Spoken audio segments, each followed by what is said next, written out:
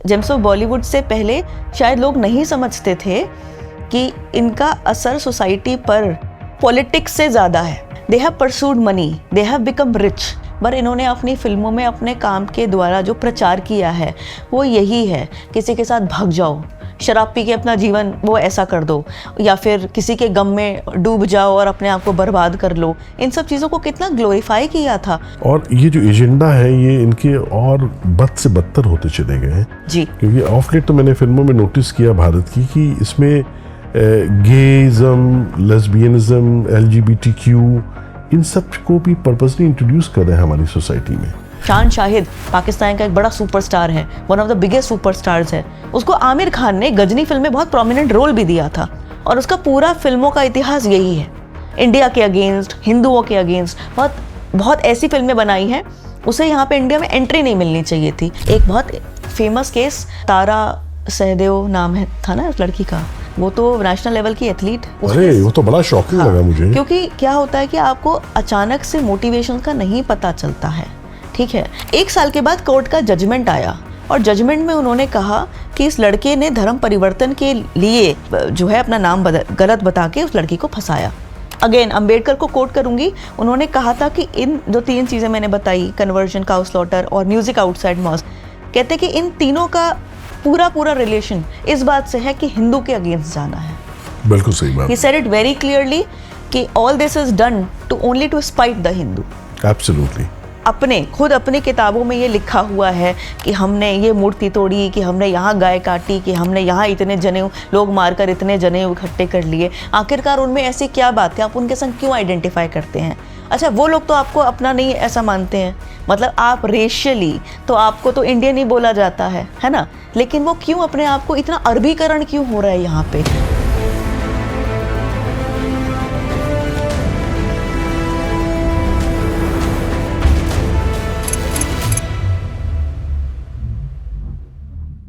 तो हम आगे जो है अब आपसे कुछ स्पेसिफिक और दिशा में हम आपको ले जाएंगे। वो ये है कि लव जिहाद के मामले में आपने बहुत इस दिशा में काम किया है, आपने बहुत सी रिपोर्टिंग की है। तो लव जिहाद के मामलों पर रिपोर्टिंग करने के लिए कैसे आपके अंदर प्रेरणा हुई?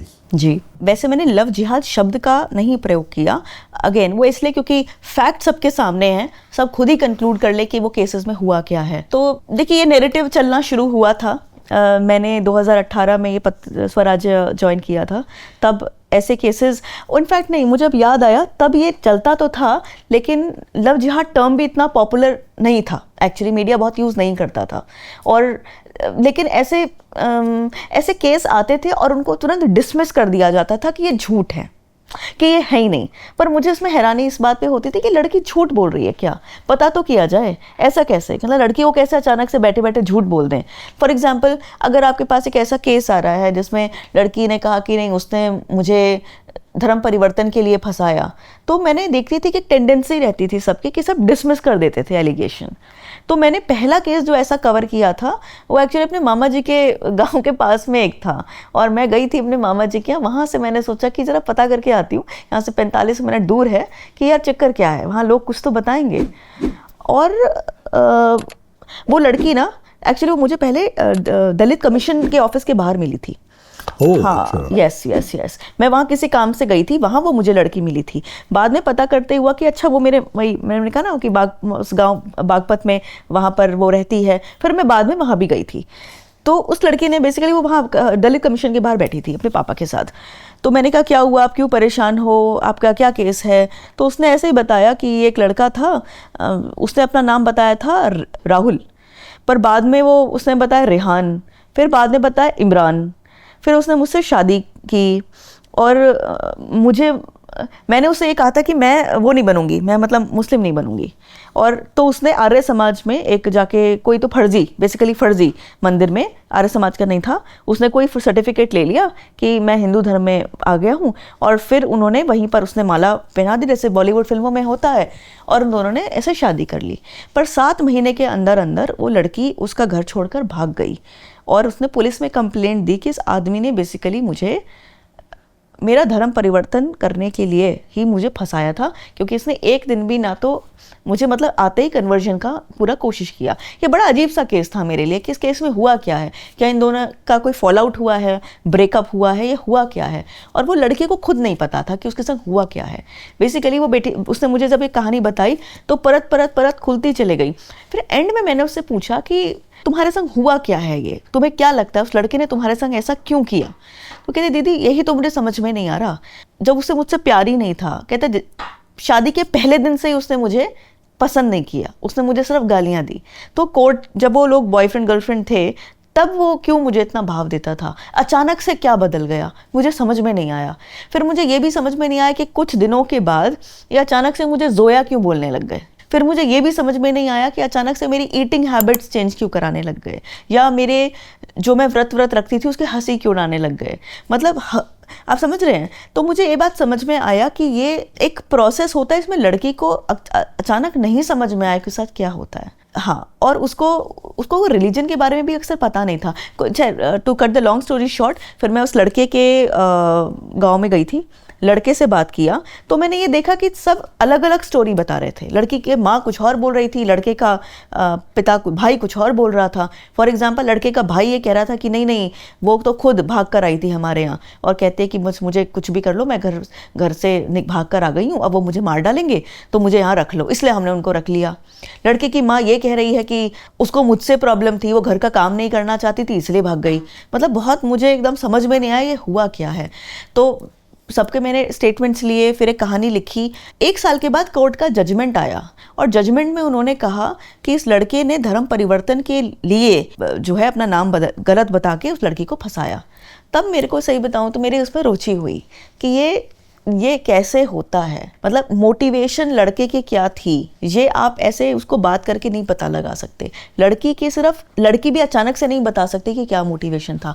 आपको बातें कुरेदनी पड़ेंगी, आपको पता लगाना पड़ेगा कि क्या हुआ। उसके बाद जब मैंने उसके बाद जितने भी केसेस कवर किए, मैंने ये पाया कि लड़की को ऑब्वियसली उसे लव जिहाद के बारे में नहीं पता, उसे पैटर्न के बारे में नहीं पता, पर वो चीज़ें सेम बताती थी। सब लड़कियां ऐसे ही बताती थी कि शुरू में तो उसने नाम कुछ और बताया, उसने ये नहीं बताया अचानक से कि मेरा नाम सोहराब है कि शबीर है। वो हमेशा कुछ अंकित या राहुल ऐसे सब बताते थे। उसके बाद धीरे धीरे ईटिंग हैबिट्स, क्लोथ मतलब सर पे वो हिजाब पहनना और व्रत ना करना और जो भी मूर्तियां उनको हटा देना, ये बहुत धीरे धीरे होता चला गया। और एक पॉइंट आया जिसमें उन लड़कियां दे जस्ट थॉट कि it's not love, like it's something is really wrong. वो ब्रेकिंग पॉइंट अलग अलग केस में कुछ अलग अलग था। एक केस में ये था कि उसको बीफ खिलाने की कोशिश की गई, ठीक है, मतलब गाय का मांस। एक केस ये था कि वो दूसरी बीवी कोई ले आया। एक केस में कुछ ये था कि बिल्कुल ही भगवान घर में ना हो ऐसा कोई रूल बना दिया। अलग अलग केसेस में अलग अलग ब्रेकिंग पॉइंट्स रहे। फिर वो जाके कोर्ट में सब बातें बताती थी। फिर बाद में लोग ऐसी बात करते थे, इतने साल तक उसे पता ही नहीं था कि वो ऐसा कर रहा है उसके साथ, इतने साल तक पता ही नहीं था कि वो राहुल नहीं है, इमरान है। बट लोगों को ये समझना चाहिए, मैंने अपनी रिपोर्टिंग से पूरी प्रयास किया है बताने का कि जो इस तरीके के केसेस होते हैं पैटर्न है, तभी लड़कियां ये सब इतने सारे केसेस बता रही हैं। और ये पैटर्न धीरे धीरे उनको समझ में आते हैं। अगर हम ये कहें कि एक दिन में सब हो गया, नहीं होता। मतलब after that breaking point the girl realizes that she had been trapped for some ulterior motive all along. तो ये इनका क्या है, ये जो अब्दुल होते हैं इनका क्या इंटेंट होता है कि ऐसे फंसाते जाना एक के बाद एक हिंदू लड़कियों को, मतलब क्या है इनके पीछे, क्या एक मानसिकता काम करती है? देखिए इसमें कुछ चीज़ें हैं। अगर हम पाकिस्तान की बात करें जहाँ की ये केस ओपनली होता है, वहाँ पे कोई झूठ करके नहीं बताता कि मेरा नाम अंकित है कि राहुल है, राइट। वहाँ पे तो क्या होता है, उठा के ले जाते हैं घर से। और वहाँ पे ये भी बहुत बड़ा पैटर्न है कि जो हिंदू लड़की जो भी होती है उसको ये बताया जाता है कि तुम अपने परिवार के साथ रहोगी तो तुम्हारा कोई भविष्य नहीं है, तुम नीच लोग हो, ऐसा भी बोला जाता है वहाँ पे। और ये भी कि तुम्हारा धर्म गलत है, ठीक है, तुम्हारा ये जो पॉलिथिस्ट रिलीजन है और ये गलत धर्म है, हमारा सही धर्म है। ये एक बहुत बड़ी बात है जो पाकिस्तान में मैंने क्लियरली देखी है और यहाँ पे भी वही चीज़ आती है। तो एक तो क्या होता है, लड़की बहुत जल्दी जो बातों में भी आ जाती है। नेम चेंज वाला ये बात सच है कि बहुत केसेस में पहली मुलाकात के लिए वो नाम सच नहीं बताते। इसके हमारे पास डॉक्यूमेंटेड प्रूफ है। इस पे ऐसे बहुत सारे केसेस हैं प्रवीण जी जिसमें मैंने ही किए, मतलब वो छापे हुए पब्लिक में कि एक लड़के ने 2 आधार कार्ड बना रखे हैं, दीपक रावत और उसका जो असली नाम है, ठीक है, जो भी रिजवान अहमद जो भी है, मतलब मैंने वो दोनों आधार कार्ड कॉपी रिपोर्ट में छापी हुई हैं। तो क्यों बनाएगा कोई? क्योंकि उस नाम से लोग नौकरी भी ले लेते हैं और एक शादी भी कर लेते हैं किसी हिंदू लड़की से। तो इसका मोटिवेशन और क्या हो सकता है? मतलब वो खुद भी ना कहे तो आपको तो पता चल ही रहा है ना। और अभी मैंने एक पीछे केस कवर किया था, वो इतना शॉकिंग था। सोचिए, एक लड़का जिसका नाम तबरेज़ आलम है, वो उसने एक लड़की से बात करना शुरू करा, एक हिंदू लड़की से, ठीक है। उसने बताया मैं आर्यन प्रसाद हूँ। और फिर जब लड़की के बाप को पता चला कि ये बात करती है किसी लड़के से, तो उसने लड़के से कहा तुम कौन हो? उसने कहा मैं यहाँ बस्ती एक जगह है, वहाँ एक इंस्पेक्टर का काम करता हूँ, मतलब पुलिस वाला हूँ मैं। तो फिर लड़की के पिताजी ने कहा अच्छा कौन सी जात से हो? तो उसने सेम जात बता दिया। तो फिर उसने कहा कि तो तुम ऐसे क्यों बात कर रहे हो? तो अपने माँ बाप को लाओ, रिश्ता हमको हमारे पास लाओ, ऐसे हम बात करेंगे। तो वो आर्यन प्रसाद किसी को लेकर भी आ गया, हाँ, पूरा मिल के चला गया। बड़ी फिल्मी स्टोरी है। वो कुली नंबर 1 फिल्म में भी ऐसे ऐसा सच ही थोड़ा ऐसा ही है। फिर लड़के वालों को लगा ठीक है अब हम भी आपका घर देखना चाहते हैं, तो वो उसको किसी फर्जी घर में भी ले गया, ठीक है। पूरा इंक्वायरी भी कराए और पूरा लेन देन हुआ, जैसे पैसे का, नेग का, सब लेन देन हुआ। लड़का शादी के दिन वेडिंग कार्ड पे भी आर्यन प्रसाद लिखा हुआ है, पिताजी का भी नाम कोई ऐसे गंगा प्रसाद लिखा हुआ है, ठीक है। शादी के दिन शाम को वो लड़की से और लड़की के पिताजी को कहता है कि मेरी माँ ने खुदकुशी कर ली क्योंकि दहेज नहीं ला रही हो तुम, और अब मैं क्या करूं? तो ऑब्वियसली लड़की ने और लड़की के पिताजी ने दोनों ने कहा कि तुम आ जाओ, शादी कर लो। ये थोड़ा है तो अजीब सा ही, लेकिन ऐसा ही हुआ कि अब हमने सारा यहाँ पे इंतजाम किया हुआ है। तो लड़का भी मान गया, हाँ ठीक है मैं अकेला आ रहा हूँ, क्योंकि उसके पास कोई लाने के लिए था तो था नहीं। तो आप पता है उसने रास्ते से गाड़ी हायर करी, ठीक है, एक गाड़ी भाड़े पर ली, चलाया, फिर उसने एक सूट भाड़े पर लिया, मजाक ये सब है, ये पुलिस ने बताया है। फिर उसने कहीं सहरा भी हायर कर लिया और फिर वो खुद ही गाड़ी चलाकर मंडप में आ गया। वहां जाके पोल तब खुली जब लोगों को ऐसा लगा कि यार ऐसा कैसे अकेले आ गया। कुछ लोगों ने बात की, फिर उन्होंने देखा कि जो गहने लाया है वो नकली हैं, और एक रिचुअल में ये भी पता चला कि उसके बालों की विग है, वो नकली बाल है, मतलब बाल नहीं है। तब लोगों को लगा कि झूठ पे झूठ हो रहा है, हो क्या रहा है। फिर लोगों ने वहां बैठ के अच्छा इसकी वीडियो है, लोग उसे पूछ रहे हैं, फिर उन्होंने लगा कि सब कुछ ही फर्जी है। उन्होंने कहा पहले तो ये बता, जो तू गाड़ी लाया है, तू कहता है तेरी गाड़ी है, इस गाड़ी का नंबर क्या है? वो लड़का गाड़ी का नंबर नहीं बता पा रहा है, कहता है तू कहता तेरे पास 15 साल से गाड़ी है, तेरे को गाड़ी का नंबर नहीं पता नहीं पता। और फिर धीरे धीरे पता चला वो तबरेज़ आलम है। सोचिए, ये केस की वीडियोस मैंने पोस्ट की हुई हैं। तो शादी हुई कि नहीं हुई? नहीं हुई, नहीं, शादी से पहले पता चल गया, वो कोई गहने मैंने। बट सोचिए इस लेवल तक के केसेस आ रहे हैं और लोग कहते हैं नहीं कोई फ्रॉड नहीं हो रहा। उसकी क्या मोटिवेशन है? अब वो खुद ना भी कहे तो आप बताइए क्या मोटिवेशन हो सकती है उसकी हिम्मत देखिए आप। हिम्मत तो मतलब हंसी आ रही है, लेकिन ये बहुत बड़ा फ्रॉड टाइप का। उससे ये भी नहीं लगा कि मैं यहाँ पे आऊंगा तो मैं अच्छा एक और चीज, मैंने इसकी वीडियो पोस्ट की थी इसी चीज की। बैठा हुआ है ना जब और लोग उसको पूछताछ कर रहे हैं, तो कह रहे हैं कि तेरे भाई का क्या नाम है, वो नाम नहीं बता रहा है। फिर कहता अच्छा नंबर दो, और जब नंबर डायल हो रहा है तो भाई का नाम है सागिर आलम, लेकिन नाम डिस्प्ले हो रहा है आलोक शुक्ला। ये क्यों हो रहा है? ये सब मतलब वीडियो पे रिकॉर्डेड है, ये सब मैंने डाला हुआ है। हमें बताती हूँ, इस केस के बाद अगर आप ये कहें कि कोई भी कि ऐसे केस है ही नहीं, ये सब फ्रॉड है, फर्जी है, तो कैसे कहेंगे आप फर्जी? एक्सप्लेन दिस, कैसे हुआ ये?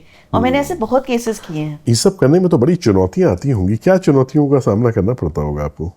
सबसे बड़ी चुनौती अगर मैं बताऊं तो आती है ये कि लोगों को ये कन्विंस करना कि ये पैटर्न है। ऐसा मैं पहले मानती थी, पहले मैं बहुत कोशिश करती थी ये कि नहीं देखो ये होता है, लेकिन अब मैं बहुत परवाह नहीं करती, क्योंकि मुझे लगता है एक मिनिमम नंबर ऑफ पीपल तक मेरी बात पहुंच चुकी है, और ये आग की तरीके से अब तो खैर अभी तो कोई क्वेश्चन नहीं करता इन चीज़ों को कि होता है, क्योंकि इतने डॉक्यूमेंटेड प्रूफ के बाद आप और क्या क्वेश्चन करोगे? और अगर आप करते हो तो आप बस एजेंडा से, आपको सच जानना ही नहीं है ना, फिर तो आप झूठ बोलोगे और सबको झूठ सुनाओगे।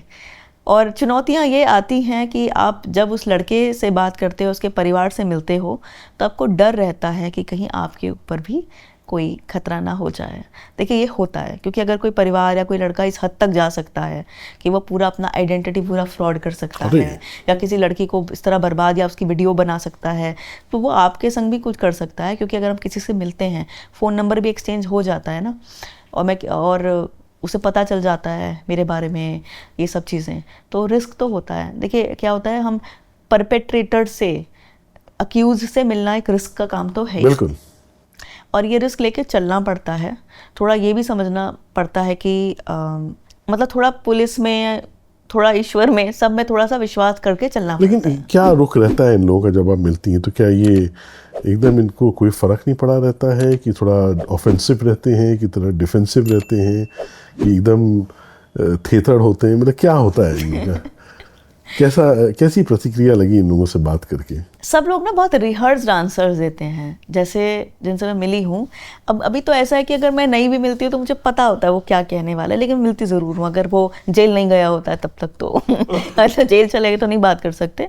वो आपसे एक ही बात करते रहेंगे कि ये लड़की काम नहीं करना चाहती थी घर में, या फिर इसे मैं पसंद नहीं हूँ, अब मेरे को इसलिए ये ऐसा झूठ बोल रही है। इसको सब पता था, पहले से ही पता था, और हमने तो इसको कभी नहीं किसी चीज़ का दबाव बनाया, और मैं तो उसके संग मंदिर भी चले जाता हूँ।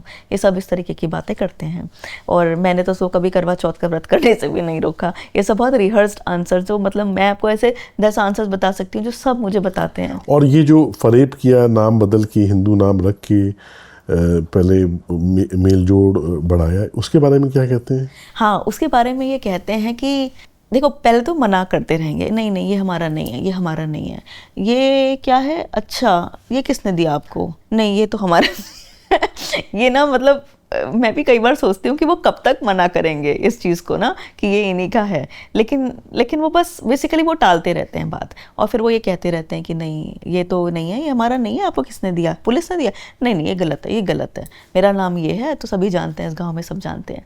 अच्छा, बहुत लोग, आदमियों से मेरी बात नहीं होती है क्योंकि वो जेल चले जाते हैं तब तक, क्योंकि एक ही दिन में, और ये अभी होता है। शुरू में मैं बात कर लेती थी, लेकिन अब पिछले 2-3 सालों में इन केसेस के प्रति एक पुलिस का भी रवैया बदला है। अभी क्या होता है कि वो केसेस को सीरियसली लेते हैं और लड़के तक पहुंच जाते हैं। मैंने ज़्यादातर ऐसे केस के अक्यूज से बात शुरू के 2018, 19, 20 में अधिक की है, क्योंकि तब तक पुलिस ढीला रवैया रखती थी, वो उसको बहुत सीरियसली लेती नहीं थी। ऐसे भी मैंने केसेस देखे हैं। एक दिल्ली का केस था, उसमें 3 लड़कियों को एक साथ, एक आदमी 3 बहनों को एक साथ पटा रहा था। मतलब छोटी बहन कह रही है मुझे भी चॉकलेट देता और कहता था मेरे साथ भाग जा, बड़ी बहन भी कह रही है कि मेरे को उसने गिफ्ट दिए था, कोई ड्रेस दिया था और कहा था कि एक दिन चलेंगे यहाँ से, भाग जाएंगे। 3 बहनों को मतलब उसने पटा रखा था, और अंत में बीच वाली जो बहन थी उसको लेकर वो भाग भी गया था। और मतलब उसका भी जो उद्देश्य था वो धर्म परिवर्तन था, क्योंकि जब वो लड़की वापस आई थी तो उसने कहा था कि सबसे पहले ही जाकर मुझे मस्जिद में लेकर गया था। फिर मैं उस लड़के के परिवार से मिली थी, तो लड़का तो फरार था, लेकिन लड़के के माँ बाप वगैरह सब वहाँ पे थे, और वो यही कहते रहे कि नहीं नहीं हमारा बेटे ने कुछ नहीं करा, ये लड़की ही उसके पीछे पड़ी हुई थी, ये लड़की ही उसके पीछे पड़ी हुई थी। देखिए, ऐसा क्या है कि कई केसेस में, चाहे ये सिर्फ एलजे वाले केस हो या और भी केसेस हो, अक्यूज्ड की फैमिली से मिलने पर आपको बहुत ही रिहर्स्ड आंसर्स मिलते हैं, बहुत एक्सपेक्टेड मिलते हैं। आपको लगे कि उनसे आपको कुछ मिल जाएगी इन्फॉर्मेशन, ऐसा होता नहीं है। क्योंकि आप जो भी कहोगे कि ऐसा वो कह रहे हैं, तो कह देंगे वो झूठ बोल रही है, या तो पुलिस ऐसा बना रही है, या फिर जो हमारा लड़का तो कहीं गया हुआ है, हमें पता नहीं, उसने किया हमें पता नहीं, कई बार ये कह देते हैं। तो इन लोगों को क्या पैसा मिलता है इस तरीके से कन्वर्ट कराने का, लड़कियों को इस तरीके से फंसा के? इनका क्या मोटिवेशन? देखिए, अगर मैं ये कहूँ कि कोई पुलिस ने ऐसा कोई रैकेट का भंडाफोड़ किया है, तो ऐसा नहीं होता है। होता ये है कि इंडिविजुअल मोटिवेशन भी एक बड़ी चीज़ होती है। अब आप समझिए कि जब आपके जमात वगैरह, जमात क्या है, तबलीगी जमात एक कन्वर्जन करने का एक मूवमेंट है, ऐसे ही तो बना था ना। आज भी सबसे बड़ा कन्वर्जन का मूवमेंट तबलीगी जमात है। मैं एक ऑर्गेनाइजेशन का नाम ले रही हूँ सिर्फ। अगर आप वहाँ जाते हैं, उनके इज्तिमाओं में जाते हैं, तो आपको ये तो पता है कि किसी को अपने धर्म में लाने में आपको जन्नत मिलती है, ये तो सबको बताया जा रहा है एक साथ बैठकर। तो मुझे बताइए किसी रैकेट के होने की आवश्यकता क्या है? लोग इंडिविजुअल प्रेरणा से भी तो कर सकते हैं ना ये काम। और अगर मैं कहूँ कि बहुत पैसा इसमें चाहिए, तो इसमें इतना पैसा किसी को चाहिए नहीं ना। आपको एक गरीब लड़की को आप टारगेट करते हो अधिकतर, ठीक है, जिसका बैकग्राउंड वीक होता है, जिसके माँ बाप ज़्यादा कुछ कर नहीं सकते। ऐसी लड़कियों पे ऐसा नहीं कि वो टारगेट नहीं होती हैं, बट ये गरीब लड़कियां तो ज़्यादा वल्नरेबल होती हैं। ऐसी लड़कियां ज़्यादा वल्नरेबल होती हैं जो एक बहुमूल गांव में अकेले कम परिवार की संख्या में रहती हैं। पाकिस्तान एक इसका सबसे बड़ा उदाहरण है। वहाँ पे हिंदू कम्युनिटी बहुत वीक है, ठीक है, मतलब खास तौर से गाँव जैसे एरियाज़ में। तो वहाँ से किसी को थोड़ा सा जल्दी पटा लेना और फिर भगा के ले जाना बहुत आसान है। हिंदू कम्युनिटी कुछ कर ही नहीं पाती है। इतने सारे केसेस आते हैं जिसमें कि वो रो रहे हैं कि वो लड़की हमको चाहिए, कम से कम बात तो करवाओ हमारी, माइनर है, 16 साल की है, 15 साल की है, पर वहाँ की सरकार भी उन्हीं का पक्ष लेती है, उन्हीं की पुलिस और वहाँ के लोग भी, तो वो लड़की वापस आ नहीं पाती है इस तरीके से, राइट। यहाँ पर उतना बुरा हाल नहीं है। यहाँ पर जब से अवेयरनेस बढ़ी है, काफ़ी हिंदू संगठन वगैरह के लोग भी आ जाते हैं, प्रेशर बनाते हैं, तो लड़की कई बार भागती है तो वापस आ जाती है। लेकिन इंडिविजुअल मोटिवेशन मुझे इन केसेस में काफ़ी दिखाई देती है। बाकी ऐसे बहुत केसेस हैं जिसमें परिवार तो आपको मिलेगा बहुत गरीब लड़के का, लेकिन उसके पास बाइक भी होगी, उसके पास घुमाने फुराने के पैसे भी होंगे। ये एक प्रश्न है जिसका उत्तर जो है आपको खुद पता होना चाहिए कि क्या है। बट ये बात है कि जब आप उसकी फ़ोटो देखते हैं तो आपको समझ में नहीं आता कि ये कपड़े खरीदने के, बाइक पे घूमने के, इतना हेयर कट कराने के ये पैसे कहाँ से आ रहे हैं। ये भी एक बड़ा प्रश्न का बात मतलब एक है। मुझे ऐसा लगता है कि काफ़ी केसेस में जब एक सबकी मोटिवेशन रहती है ना इस बात की कि नंबर बढ़े, संख्या बढ़े, तो हो सकता है मदद करने वाले भी आते हो, क्या कह सकते हैं। Pratyam is about dedicating to revive our rich cultural heritage, the essence of Bharat. We are bringing to life the echoes of our glorious past. We need organizations like Pratyam. It is old as well as the new rise. प्राच्यम हिंदू के गौरव की गाथा गाता है। 60 साल में हमने जो खोया विरासत के रूप में, संस्कृति के रूप में, उसको वापस लाने का काम कर रहे हैं। Our mission goes beyond creating content. We are sparking a cultural renaissance. प्राच्यम एक उत्तिष्ठत का नाद है। हिंदू समाज को जोड़ने के लिए और सच्चाई दिखाने का काम प्राच्यम द्वारा हो रहा है। कई दशकों की एक आवश्यकता को प्राच्यम पूरा कर रहा है। प्राच्यम is putting out is an urgent civilization imperative. गुलामी की मानसिकता अगर कहीं पर भी अंदर धसी हुई हो ना, उसको उखाड़ फेंकने का काम प्राच्यम का कंटेंट करता है। Launching the world's first Hindu OTT platform is just the beginning. We have much more to achieve. पूरा जन जन सत्य से, तथ्य से और यथार्थ से परिचित होगा। आपका ये प्रयत्न ईश्वर की आराधना ही है। काउंटर नैरेटिव का आंदोलन आरंभ हो चुका है। Pratyam is doing an excellent job to give you knowledge which you don't get in school. I absolutely love it. I'm very happy to be a part of the Pratyam family. I extend my best wishes to you and your entire team. एक बहुत बड़ी सनातन की सेवा हो रही है, उसके लिए मैं हृदय से प्राच्यम का अभिनंदन करता हूँ।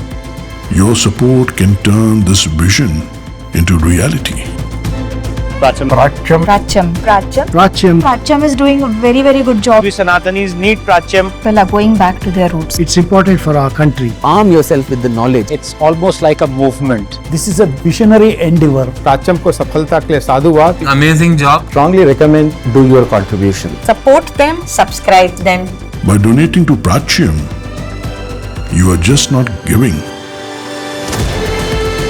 You are investing in our culture, our future, and our children. Reaching out to the people with the results of the research, I wish them all the very best. Join us on this journey. Donate today and become part of a timeless legacy.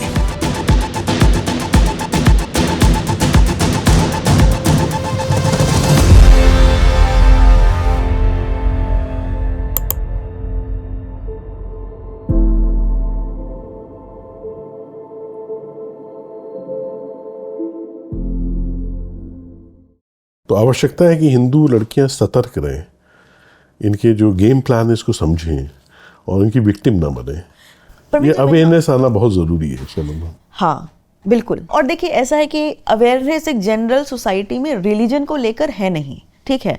Religious differences क्या होते हैं ये हमको ऐसे, मैं आपको इसमें एक चीज़ कहना चाहती हूँ, भले ही समय चाहे लग रहा हो, बहुत केसेस में गांव की गरीब लड़कियों जब मैं बात करती हूँ उनको रिलीजियस डिफरेंसेस नहीं पता होते हैं। उनको ऐसा लगता है जैसे अलग अलग जातियाँ होती हैं, धोबी, कुम्हार, बनिया, ब्राह्मण इत्यादि, ऐसे मुसलमान एक जाति होती है अलग।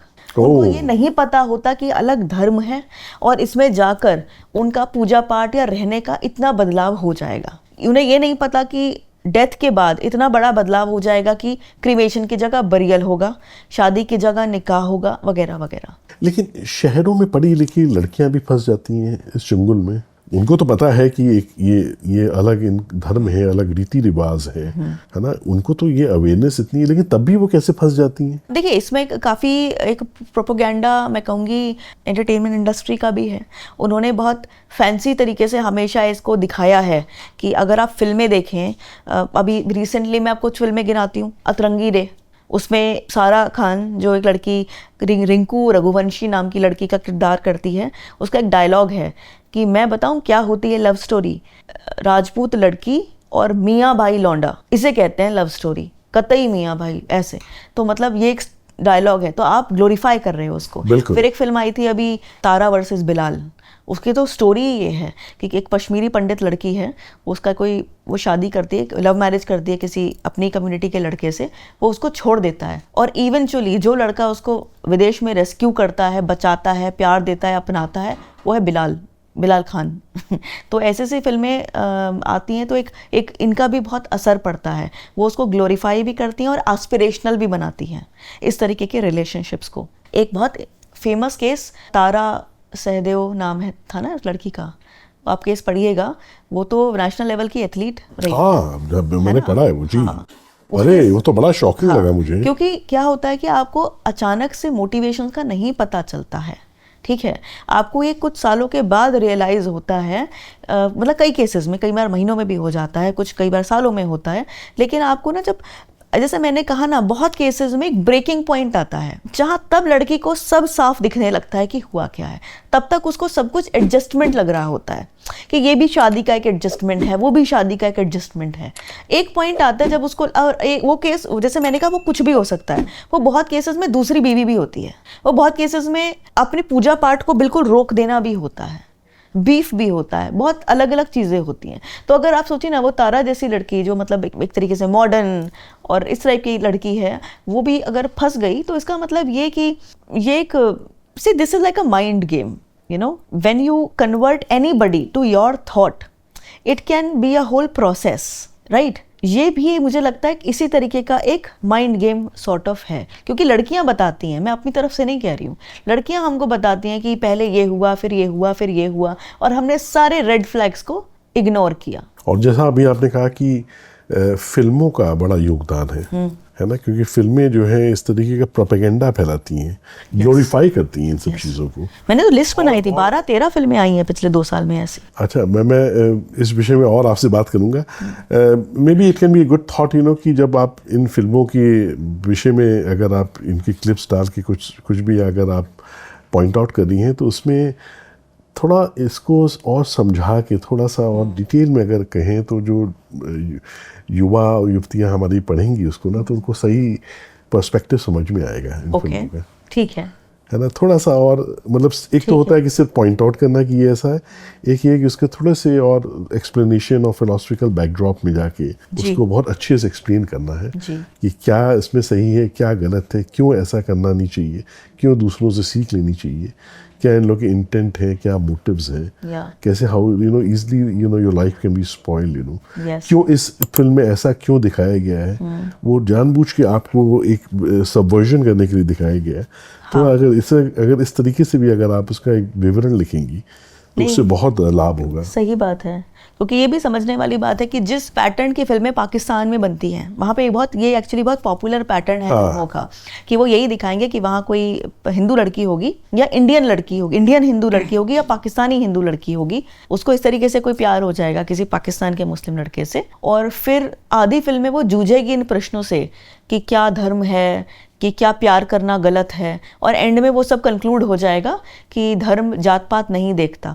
ऑब्वियसली लड़के के लिए नहीं देखता, लड़के का तो सब कुछ है। और ऐसी बहुत सारी पिक्चर, मैंने इसकी पूरी लिस्ट बनाई थी, और ये बॉर्डर फिल्म थी, मुसलमान एक फिल्म का नाम था, वो शान शाहिद पाकिस्तान का एक बड़ा सुपरस्टार है, one of the biggest superstars है, उसको आमिर खान ने गजनी फिल्म में बहुत प्रोमिनेंट रोल भी दिया था, और उसका पूरा फिल्मों का इतिहास यही है, इंडिया के अगेंस्ट, हिंदुओं के अगेंस्ट, बहुत बहुत ऐसी फिल्में बनाई हैं, उसे यहाँ पे इंडिया में एंट्री नहीं मिलनी चाहिए थी, और यहाँ पे बॉम्बे में उसको रेड कारपेट उसके लिए बिछा दिया था एक इवेंट के लिए। ये सब यहाँ पे पागलपना हो चुका है हमारे देश में। अच्छा, ये जो लिबरल्स और वामपंथी हैं, इनके प्रोपेगेंडा को आप कैसे देखती हैं कि ये कहते हैं लव जिहाद एग्जिस्ट नहीं करता है और प्यार तो प्यार है, कोई धर्म मजहब नहीं देखता है, इस विषय में क्या आप कहेंगी? जी, प्रोपेगेंडा फाइट करते करते हो गए मेरे को 5-6 साल, और अभी ना मुझे किसी भी प्रोपेगेंडा से पहले खुद ही पता होता है कि ये कैसे उसको अभी कहेंगे कि नहीं एग्जिस्ट करता। मतलब मज़े भी आते हैं कई बार। फॉर एग्जाम्पल, एक किताब अभी आई है, 3 जर्नलिस्ट ने लिखी है कि love jihad and other fictions. उसमें बेसिकली इसको it's been called a fiction. हाँ, मुझे एग्जैक्टली पता था बुक खोलने से पहले कि इन्होंने क्या किया होगा, और मुझे एग्जैक्टली वही मिला। बेसिकली 3 केस उठाए जिसमें कि बाद में कोर्ट ने या पुलिस ने कहा कि नहीं नहीं, उसमें ऐसा नहीं था, लड़की को पता था पहले से ही कि उसका नाम, कि वो भाई मुस्लिम है और उसे पहले से पता था। तो अब वही केस उठाएंगे जिसमें वो नहीं प्रूव हुआ है, और फिर उसको एक्सप्लेन कर देंगे कि देखिए उसमें एलिगेशन लगा था लव जिहाद का, लेकिन ऐसा निकला नहीं। आप समझ रहे हैं? ये कुछ ऐसा है कि आज मैं ये प्रूव करना चाहूँ कि डोमेस्टिक वायलेंस नहीं होता, तो मैं क्या करूँगी? 3 वो केस उठाऊंगी जिसमें लड़की ने इल्ज़ाम लगाया था लेकिन वो बाद में फर्जी निकला था। और मैं उन तीनों केस को इलैबोरेट करके कहूंगी डोमेस्टिक वायलेंस तो होता ही नहीं, क्योंकि इन तीनों केस में तो नहीं हुआ था। यही काम लव जिहाद के नैरेटिव के साथ हमेशा से किया गया है। आप एक केरला वाला केस उठा लेते हैं, हादिया का, कि जिसमें क्या हुआ था कि वो हिंदू लड़की थी, फिर वो अपने क्लासमेट्स या किसी से बाद में वो कन्वर्ट हो गई थी, ठीक है, उसके रिलीजन में। तो जो उसके हिंदू पेरेंट्स ने, उन्होंने काफ़ी कोर्ट में भी चक्कर लगाए थे, पुलिस को भी कहा था कि फोर्सिबली कन्वर्ट हुआ गया है। आखिरकार माँ बाप और क्या करेंगे? अगर उनकी बेटी चले जाती है इस तरीके से, और वो क्या करेंगे? पुलिस के पास जाएंगे और कहेंगे कि हाँ, इस तरीके से हमारी बेटी को देखो ज़रा, उसे ब्रेन वॉश किया गया है। फिर बाद में वो मामला पुलिस ने किया, फिर वो मामला कोर्ट में पहुंचा, कोर्ट में लड़की ने कहा नहीं, मुझे ब्रेन वॉश नहीं किया गया है, मैं अपनी मर्जी से आई थी। तो फिर इसका मतलब इसमें कोई ब्रेन वॉशिंग नहीं है, इसमें कोई वो नहीं है लव जिहाद। ये कोई बात हुई? मतलब ये तो पैटर्न तो आपको दिख रहा है ना। पहली बात होती है पैटर्न। अगर सब कुछ ऑर्गेनिक होता है लव, देखिए लव अगर सब लड़के लड़कियां एक साथ रहते हैं तो इक्वल मात्रा में ही सबको मतलब अबाउट तो इक्वल होना चाहिए ना, कि कितनी लड़कियां यहाँ से जा रही हैं, कितनी लड़कियां उस धर्म में आ रही हैं। हाँ, आप हमेशा ये देखते हो कि ज्यादातर केसेस में मुस्लिम कम्युनिटी में जा ही रही होती हैं लड़कियां, बहुत कम होती हैं जिसमें आ रही होती हैं। डिस्ट्रिक्ट अभी भी जो केसेस हैं जिसमें आजकल तो वो हो गया है ना कि आप परमिशन लेंगे इंटर फेथ मैरिज के लिए, स्पेशल मैरिज एक्ट में, तो ज्यादातर केस में हर जगह लड़कियां मतलब लड़के मुस्लिम मिलते हैं और लड़कियां दूसरी कम्युनिटीज़ की। हर जगह से डेटा आता है तो यही पता चलता है। तो पैटर्न देखना चाहिए। बगल में पाकिस्तान, बांग्लादेश में भी सेम पैटर्न है। और बाबा साहब अम्बेडकर ने अपने 1945 की एक बुक है पाकिस्तान और द पार्टीशन ऑफ इंडिया, उसमें भी लिखा हुआ है ये बात। मैंने कई बार एक्चुअली पोस्ट भी किया है कि जब सोशल मिंगलिंग होती है तो it's usually women from one community, Hindu community basically, that goes and main from one community. ये पैटर्न है। तो मेरा मतलब है कि इन सब को हटाकर एक ऐसा केस उठा लेना जिसमें लड़की ने बयान दे दिया कि नहीं मेरे संग ब्रेन वॉशिंग नहीं हुई, और फिर वो सारे केसेस भूल जाना जिसमें लड़की ने कहा है कि मेरे साथ फ्रॉड हुआ है, वो क्या? अब इस केस को कैसे एक्सप्लेन करेंगे? तो अगर वो क्या करते हैं, इनको इग्नोर कर देते हैं, इनको बात ही नहीं करते। वो सिर्फ वो केस की बात करेंगे जिसमें लड़की ने ये कहा है कि नहीं मेरे को ब्रेन वॉश नहीं किया गया। This is how they do it and this is what they do it in every such propaganda piece. मतलब किसी ने कोई चिल्ला कर कह रहा है कि मुझे इसलिए पीटा गया क्योंकि मैं हनुमान चालीसा चला रहा था, उसको तो आप इग्नोर कर दोगे। लेकिन अगर किसी ने ये कह दिया कि किसी ने बयान वापस ले लिया या किसी ने कहा कुछ और झूठा निकला, तो उसको वो बहुत प्ले अप करते हैं कि देखिए ये झूठ बोला था, लड़के ने झूठ बोला था, यानी ऐसा होता नहीं है। मेरा मतलब है कि इन सब केसेस में आप उनको क्यों इग्नोर कर रहे हो जिसमें लड़कियों ने टेस्टिमनी दी हुई है? सौयों केसेस हैं, मेरे इतने सारे केसेस हैं जिसमें लड़की ने कोर्ट तक में एंड मोमेंट तक अपनी बात पे वो टिकी रही है कि हाँ मेरे को ये इसने, जैसे मैंने कांता का केस बताया कि राहुल बनकर इमरान ने मुझको फंसाया, तो वो कह रही है तो उसको क्यों नहीं आपने इंक्लूड किया? तो आप वो क्यों केस इंक्लूड कर रहे हो जिसमें उसने नहीं किया? मतलब ये फ्रॉड है पूरा का पूरा।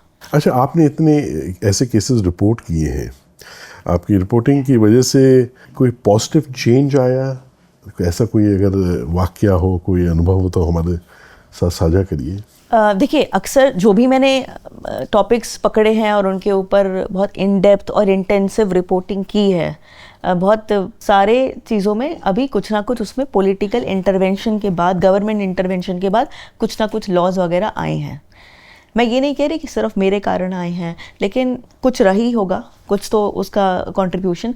फॉर एग्जांपल पाकिस्तानी हिंदुओं के बारे में आज से नहीं लिख रही हूँ, 2017 में मैंने पहली रिपोर्ट की थी, उसके बाद 20, 19, 18 सब में ही मैं लिखती रही हूँ। उसके बाद आखिरी में बुरी हालत है पाकिस्तान में तो हिंदुओं की है जी, बहुत ही बुरी हालत, बहुत मल्टीपल असॉल्ट्स हैं उनके ऊपर। मतलब अगर वो मर भी ना रहे हों, मतलब ऐसा नहीं है कि उनको सिर्फ, लेकिन उनके ग्रोथ का कोई वहाँ स्कोप नहीं है। लेकिन थैंकफुली कि ये हमारी वर्तमान सरकार सीए लेके आ गई है। हाँ, मैं उसे जी, अब there is a hope for them है, एक आशा, एक आशा की किरण तो अब है कम से कम है। बिल्कुल। और एक ये भी है कि as a country we are acknowledging that they are our family. ये बहुत बड़ी बात, बहुत बड़ी बात है। हाँ, they were always our family. प्रकृति ने, ईश्वर ने तो उनको भारतीय ही पैदा किया था।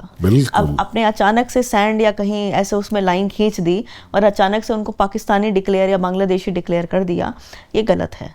वो भारतीय जन्म से भी हैं, बिल्कुल, मन से भी। ये आपने बड़ी रिलेवेंट बात कही। हमने एक फिल्म बनाई है, साहिब्स हू नेवर लेफ्ट, प्राच्यम की एक फिल्म है, वो 2 पार्ट में है, अब अवश्य देखिएगा उसको। साहिब्स हू नेवर लेफ्ट है, तो उसमें it's a mix of documentary and fiction, है ना। उसमें बड़े इंपॉर्टेंट सीन्स के इनैक्टमेंट्स हैं। तो हमने उसमें जैसे माउंटबेटन का किरदार की एक अंग्रेज को लिया था, रेडक्लिफ जो था उसको लिया था। एक बड़ी हैरानी वाली बात आपको मालूम है क्या है कि रेडक्लिफ और माउंटबेटन ने बैठ के, और रेडक्लिफ को बुलाया गया था इंग्लैंड से, और उसको कुछ नहीं मालूम था कि भारत क्या है और कितना विस्तृत है, कितना विस्तार है इसका, इसकी संस्कृति क्या है। उसने बस एक पेन ली और ऐसे करके बस लकीर खींच दी, जैसे जैसे लकीर जा रही थी। और उसकी, इस देश का, इस महान जो हमारी भूमि है, इसको उन्होंने विभाजित कर दिया ऐसे। तो सोचिए, एक अंग्रेज ने अपने मन से एक बस कलम चला के मैप के ऊपर और भारत के 2 टुकड़े कर दिए। So tragic, so humiliating also for a country.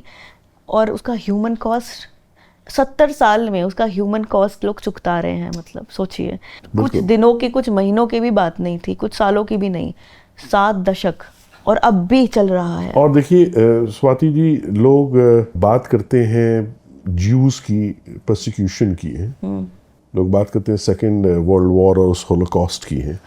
क्या कोई हिंदुओं के परसिक्यूशन की बात करता है? क्या कोई बात करता है कि कितने बेगुनाह हिंदुओं को कत्ल कर दिया गया विभाजन के समय, और उसके बाद राइट्स में कितनी लड़कियों का रेप हुआ, कितनी बर्बरता से लोगों को मार डाला गया, काट डाला गया। वो कहानियां तो अभी लोगों तक पहुंची नहीं है स्वाति जी। सही बात, मुझे भी बहुत समय नहीं हुआ है जब मुझे पता चला इन चीज़ों का, ऑनेस्टली।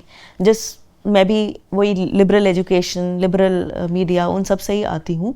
मुझे भी लगता था कि ये बहुत एग्जैजरेटेड या कोई प्रोपोगेंडा या फिर कोई संघ रिलेटेड ऑर्गेनाइजेशंस का, भगवावादियों का कोई फैलाया हुआ ट्रोप है। जब खबरें पता चली, जब एक्चुअल फोटोज़ देखी, जब उन लोगों से बात करी, तब I have been as enlightened as anybody. And not only 47, also 71 है। Oh yes.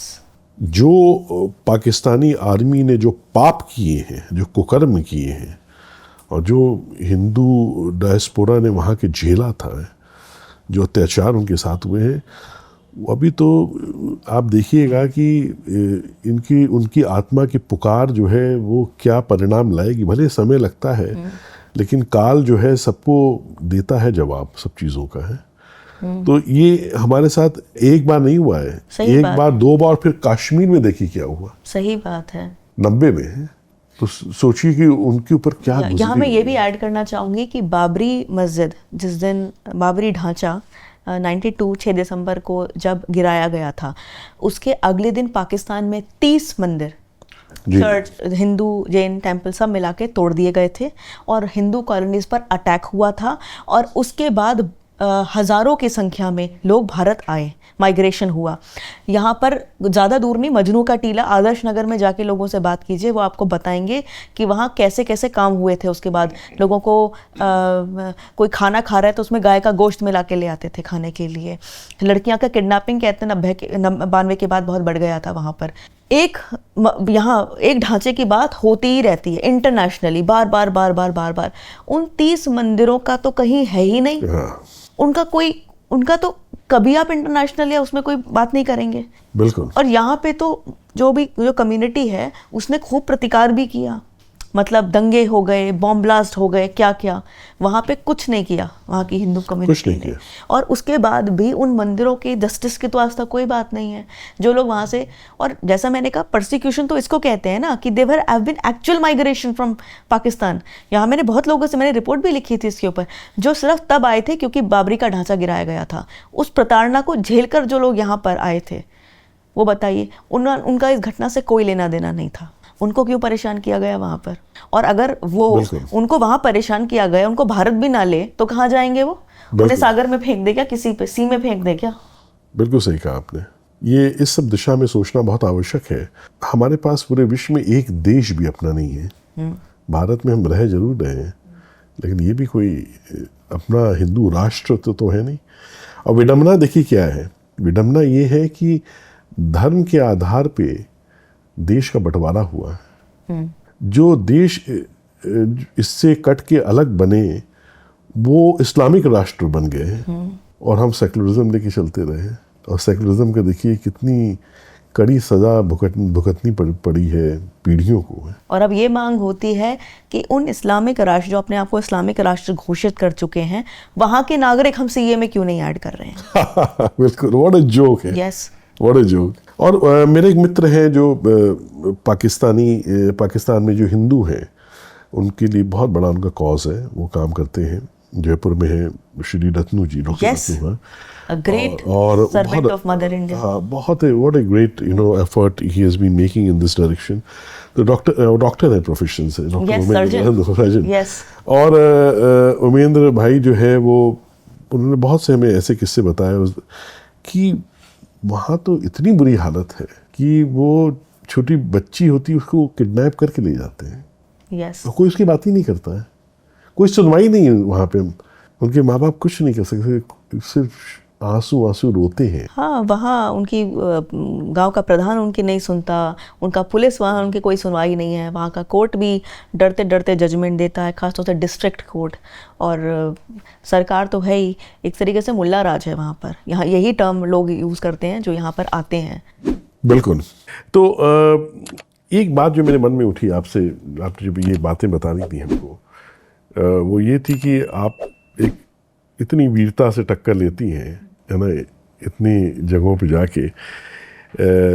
लव जिहाद के इतने मामले आपने खुद जाके फर्स्ट हैंड उसको वेरीफाई किया, बात भी की, और लड़के से भी, उसके परिवार से भी बात की जाके, जो कि काफ़ी होस्टाइल है, काफ़ी मतलब, है ना, वो लोग। तो ये जो नारी सशक्तिकरण का ठेका लेके जो लोग बैठे हैं इस देश में, वो क्यों नहीं करते? ये सब काम है। इतने वुमेन कमीशन है, इतने बड़े बड़े ऑर्गेनाइजेशंस हैं जो बड़ी बड़ी बातें करते हैं, लेकिन क्या उनको नहीं जाके ये सब चीज़ें देखनी चाहिए, करनी चाहिए, इस तरीके के मुद्दों को सामने लेके आना चाहिए? ये दुख की बात है कि अलग अलग सरकारों में, अलग अलग टाइम में जो भी ये संस्थाएं जिस तरह काम करती हैं, वो एक तरीके से किसी ना किसी एजेंडा को परस्यू कर रही होती, किसी का पॉलिटिकल इस समय का। मतलब बहुत आइडियल होता अगर सब लोग जो कॉज है उसको ही सबसे ऊपर रखते।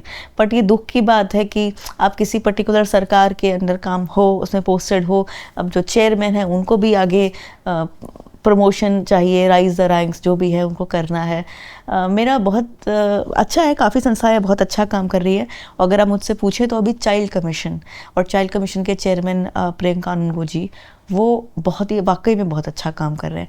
मैंने खुद उनको देखा, एक बार मैं उनके साथ एक टूर पे गई थी, एक कैंप लगा था उनका, तो वाकई में मंदिर भी अगर बीच में गए थे तो वहाँ पे जो 4-5 लड़के बाहर बैठे हुए थे, बच्चे भीख मांग रहे थे, उनको उन्होंने तुरंत रिहेबिलिटेट करवाया था मेरे सामने। बट विमेन कमीशन या विमेन ऑर्गेनाइजेशन या विमेन NGOs जो सो कॉल्ड होते हैं, यही सब देखकर तो मैं इस पत्रकारिता में वो काम किया जो मैंने किया। फॉर एग्जाम्पल, अगर कांता वाला केस जो मैंने आपको बताया या अभी भी जो केस बताया कि तबरेज आलम ने इस तरह किया लड़की के साथ, उसकी कोई सुनवाई है नहीं, उसका उस केस का पैटर्न के ऊपर कोई शोर भी नहीं है। मतलब जब अगर हिंदू संगठन उसके ऊपर कोई रैली निकालते हैं तो उसको बोल दिया जाता है हिंदुत्व कॉन्स्पिरेसी है, ये तो कोई भगवा इस तरीके का कोई मुद्दा है। ये बिल्कुल ऐसे कर दिया जाता है जैसे ये महिलाओं का मुद्दा तो है ही नहीं। ये महिलाओं का मुद्दा क्यों नहीं है? मतलब इसमें एक महिला को टूल बनाया जा रहा है एक रिलीजियस एजेंडा के लिए। ये क्यों आपके लिए इतना बड़ा इशू नहीं है? मुझे तो लगता है कि ऐसे 1-2 केस कुछ पैटर्न आ जाना चाहिए था तो सबको बहुत प्रखर रूप में इसके खिलाफ बोलना चाहिए था, लेकिन हमने ऐसा नहीं देखा है। और अगर कोई बोलता है तो उसको बिल्कुल ऐसे भगवावादी गुंडे इस तरीके का टाइटल दे दिया जाता है। ये ऑफकोर्स मुझे इससे बहुत पीड़ा होती है, पर अभी क्या है कि ये बहुत एक्सपेक्टेड है मेरे लिए, तो हम अपना काम करते हैं जो करते हैं। एक दिन वो भी झुकेंगे, एक दिन एक्नॉलेज करना पड़ेगा। और मुझे ये बहुत प्रसन्नता है कि पहले योगी जी ये कानून लाए थे उत्तर प्रदेश में हमारे जैसे लोगों के काम के बाद ही, उसके बाद बहुत सरकारों ने इसको पहल किया और वो कानून लाए फोर्स कन्वर्जन ऑफ वुमेन के अगेंस्ट। आज कम से कम एक ऐसा कानून कई सारे प्रदेशों में तो है जिसमें कि अगर किसी महिला को कन्वर्जन के लिए टारगेट किया गया, मतलब प्यार में इसलिए फंसाया गया, शादी इसलिए की गई कि उसका रिलीजियस कन्वर्जन किया जा सके और उसकी नहीं है, हामी नहीं है उसमें, तो उसके खिलाफ कम से कम आज एक कानून तो है जिसका वो सहारा ले सकती है, नहीं तो पहले नहीं था। तो मुझे लगता है ये पॉजिटिव चेंजेस हैं। एक्नॉलेजमेंट का काम बहुत हो रहा है, कानून का काम भी हो रहा है, और इन ऑर्गेनाइजेशंस के सो कॉल्ड इनके कुछ ना करने के बावजूद हो रहा है। तो बहुत अच्छी बात है कि हमने भी प्रूफ के साथ ये काम करके सरकारों को उतना हिम्मत दी है कि वो उस कानून को ला सकें। तो मुझे ऐसा लगता है कि ओवरऑल पॉजिटिव चेंज है। दुख मुझे तब होता है जब कुछ अपोजिशन पार्टीज सिर्फ इलेक्शंस के लिए ऐसी बातें करती हैं कि हम आएंगे तो ये कानून बदल देंगे, क्योंकि ये तो जी भगवावादी एक एजेंडा के तहत लाए गए थे। ऐसा आपने सुना होगा ना। ये बहुत ही दुख की बात है, इसका बहुत विरोध होना चाहिए। और मुझे लगता है कि it's anti women to say that we will overturn the laws when we come to power, when there is evidence of a pattern that it exists. Absolutely. Pratyam is about dedicating to revive our rich cultural heritage, the essence of Bharat. We are bringing to life the echoes of our glorious past. We need organizations like Pratyam. It is old as well as the new rise. प्राच्यम हिंदू के गौरव की गाथा गाता है। 60 साल में हमने जो खोया विरासत के रूप में, संस्कृति के रूप में, उसको वापस लाने का काम कर रहे हैं। Our mission goes beyond creating content. We are sparking a cultural renaissance. प्राच्यम एक उत्तिष्ठत का नाद है। हिंदू समाज को जोड़ने के लिए और सच्चाई दिखाने का काम प्राच्यम द्वारा हो रहा है। कई दशकों की एक आवश्यकता को प्राच्यम पूरा कर रहा है। Pratyam is putting out is an urgent civilization imperative. गुलामी की मानसिकता अगर कहीं पर भी अंदर धसी हुई हो ना, उसको उखाड़ फेंकने का काम प्राच्यम का कंटेंट करता है। Launching the world's first Hindu OTT platform is just the beginning. We have much more to achieve. पूरा जन जन सत्य से, तथ्य से और यथार्थ से परिचित होगा। आपका ये प्रयत्न ईश्वर की आराधना ही है। काउंटर नैरेटिव का आंदोलन आरंभ हो चुका है। Pratyam is doing an excellent job to give you knowledge which you don't get in school.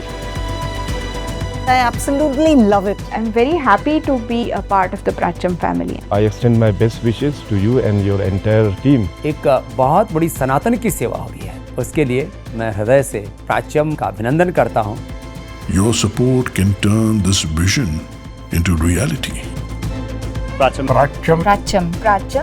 Pratyam is doing a very, very good job. We Sanatanis need Pratyam. People are going back to their roots. It's important for our country. Arm yourself with the knowledge. It's almost like a movement. This is a visionary endeavor. प्राच्यम को सफलता के लिए साधुवाद। Amazing job. Strongly recommend do your contribution. Support them, subscribe them. By donating to Pratyam, you are just not giving. You are investing in our culture, our future, and our children. Reaching out to the people with the results of the research, I wish them all the very best. Join us on this journey. Donate today and become part of a timeless legacy.